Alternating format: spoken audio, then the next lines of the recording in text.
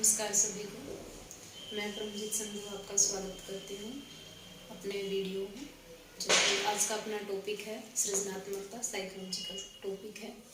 तो पहला पार्ट में हमने सृजनात्मकता के बारे में पढ़ा था कि क्रिएटिविटी होती क्या है, और क्रिएटिविटी में हमने उसके एलिमेंट पढ़े थे, तत्व पढ़े थे, जिसमें कि बताया था कि जो आइडेंटिकल होता है या फिर कह सकते हैं कि एसोसिएटिव होता है, वर्ड रिलेटेड क्रिएटिविटी हो सकती है, और आपकी जो कहेंगे कि फ्लुएंसी से रिलेटेड हो सकती है। तो आज का अपना जो टॉपिक है वो रहेगा थ्योरी ऑफ क्रिएटिविटी, यानी कि उसके सिद्धांत क्या है।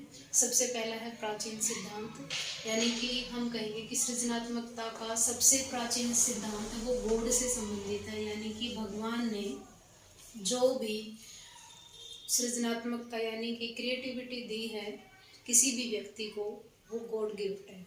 तो ये सबसे ओल्डेस्ट थ्योरी मानी जाती है।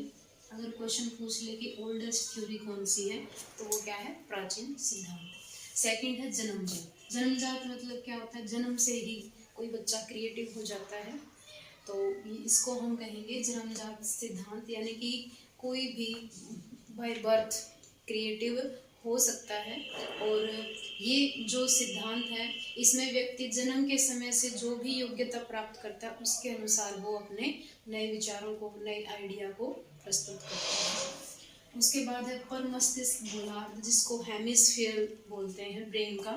जैसे कि इसमें हमारा हेमिस्फीयर बनता है लेफ्ट साइड और राइट साइड। इसको लेफ्ट बोलेंगे, इसको राइट। जो राइट साइड है, राइट साइड जो स्फीयर होता है यानी कि गोलार्ध होता है, वो आपका सृजनात्मकता से रिलेटेड है, यानी कि क्रिएटिविटी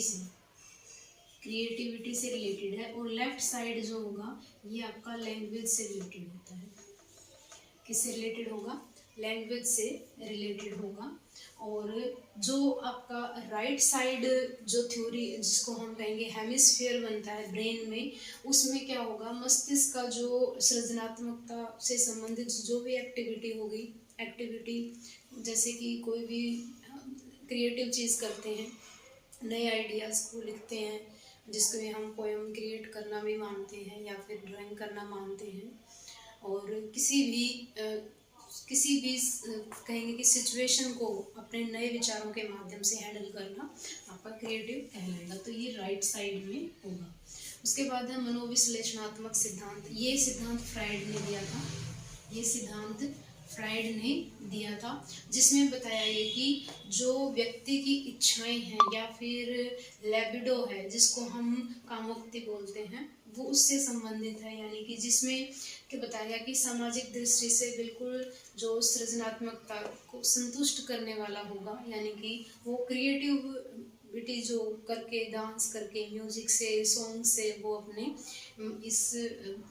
अपनी इच्छाओं को कंप्लीट करने की कोशिश करता है, यानी कि परफॉर्म करने की कोशिश करता है। उसके बाद है सृजनात्मकता का स्तर सिद्धांत। अब सबसे मोस्ट इम्पोर्टेंट है, ये जो सिद्धांत दिया था I.A.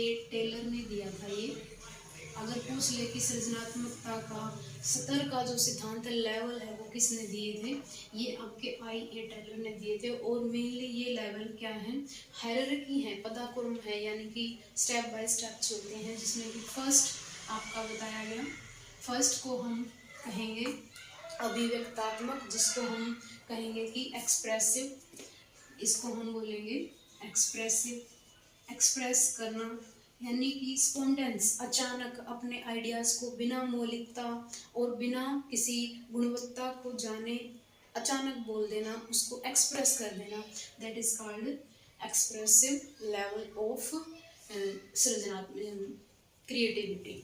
उसके बाद है उत्पादक को हम बोलेंगे प्रोडक्शन, जिसमें कि कुछ नया प्रोडक्शन यानी कुछ बनाया जाएगा, कुछ क्रिएट किया जाएगा, जिसमें कि बताया कि इस स्तर पर जो है कुछ ना कुछ चीज़ क्रिएट की जाती है, जिसको हम प्रोडक्शन बोलते हैं, कुछ ना कुछ उत्पादन किया जाएगा।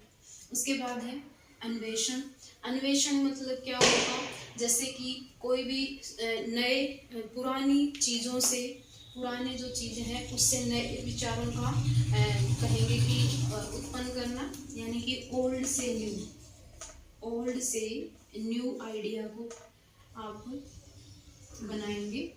ओल्ड आइडिया होगा कोई भी, उससे न्यू आइडिया क्रिएशन होगा, क्रिएट किया जाएगा, उसको अन्वेषण कहते हैं। और नवाचारित का मतलब क्या होता है? नवाचारित का मतलब क्या होगा कि इसमें जो भी पॉइंट है, नए विचार है, सिद्धांत है, न्यू आइडियाज को लिया जाएगा, यानी कि बिना ओल्ड की हेल्प लिए आपको नए आइडियाज को डेवलप करना, यानी क्रिएट करना, नवाचारित बोलते हैं, जिसको हम बोलेंगे इनोवेटिव, यानी कि हाई, जो कहेंगे कि जो आपका सृजनात्मक कौशल प्रत्यक्ष रूप से उसको उच्च स्तर पर लेके जाता है, क्रिएटिविटी को। उसके बाद है उद्यात्मक, जिसको हम बोलेंगे इमर्जनेटिव, यानी कि इमर्ज करना, इमर्जनेटिव जिसको बोलेंगे, यानी कि आप इसको क्या कहते हैं? उद्यात्मक, उदय होना। कोई भी हम कार्य करते हैं उसमें अमूर्त सिद्धांत, इसमें स्पेशली क्या यूज किया गया है? एब्स्ट्रैक्ट, यानी कि किसी भी स्टिमुलस का, यानी कि ऑब्जेक्ट का यूज नहीं किया जाएगा, किसी मूर्ति का यूज नहीं किया जाएगा, इसमें यूज किया जाएगा एब्स्ट्रैक्ट थ्योरी का सिद्धांत होगा, जिसमें कि जैसे कवि होते हैं, क्रिएटिव करते हैं, सृजनात्मक कार्य प्रस्तुत करते हैं, कोई भी पोएट है वो अपनी रचनाओं को किसी ऑब्जेक्ट को देख के बनाता है, वो आपका क्या होगा? किसी पर मूर्त रूप से बनाएगा। लेकिन उद्यात्मक क्या होगा?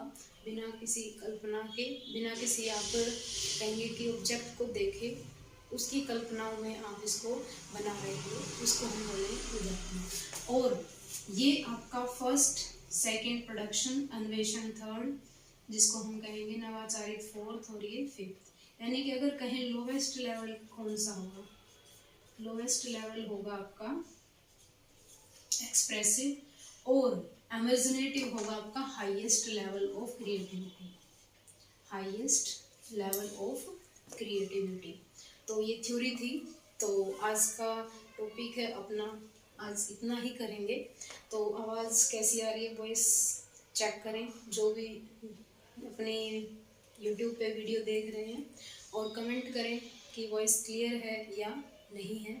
तो उसके अकॉर्डिंग आगे हम नेक्स्ट जो टॉपिक है, इसका जो पॉइंट रहेंगे, जिसमें कि हम कहेंगे कि जो पॉइंट है क्रिएटिविटी की, कोई भी फंक्शन है कैसे परफॉर्म किया जाता है और इसको कैसे चेक किया जाता है। तो नेक्स्ट टॉपिक हम ऐसे ही करेंगे।